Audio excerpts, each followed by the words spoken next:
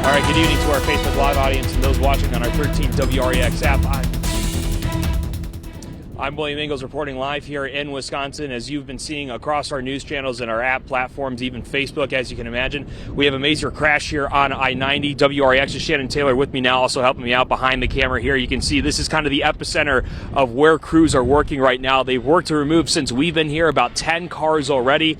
We can't really say how many cars were involved in the crash. We did hear from the Wisconsin Department of Transportation that up to 50 cars were involved. You can see the carnage just here and how many cars just piled up onto each other.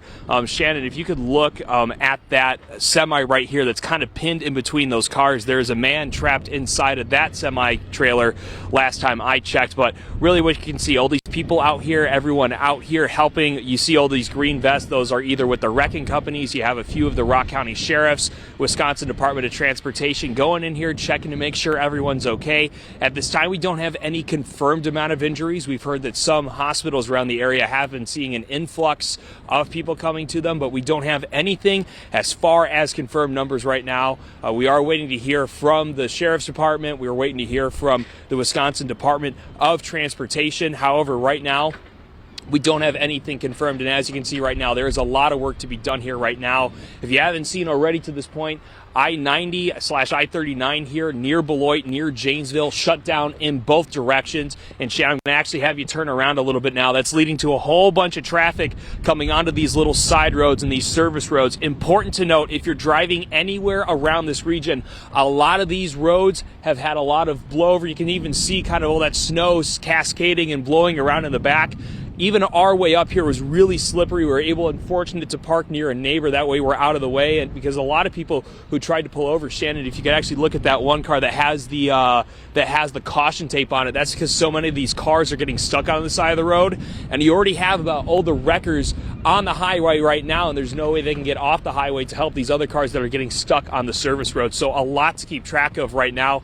But what is good and what is encouraging, Shannon, is you go back over to kind of this hill where you can see a lot of the cars sliding off the road is that a lot of the people on this side at the least are walking out of their cars. A lot of these cars that are coming on the service roads, friends, family members coming to help them out. You can see right there some of the, whether it's the wrecking crews or the Sheriff's Department, Wisconsin Department of Transportation coming to help people out right now. And the last thing we really want to highlight here is still how many people are stuck on this road. Shannon, this is going to be a little bit shaky for our Facebook Live audience because we're having to shoulder this camera and a lot of wind right now. But if we look to the very edge of where we can see right now over this hill on I-90 heading south, is that this is going for at least a mile. They tried to shut off traffic as soon as they could to try to keep this pile up and this backlog from getting any longer, but at least for the time being, there is still what looks to be at least dozens, if not hundreds of people on the highway right now.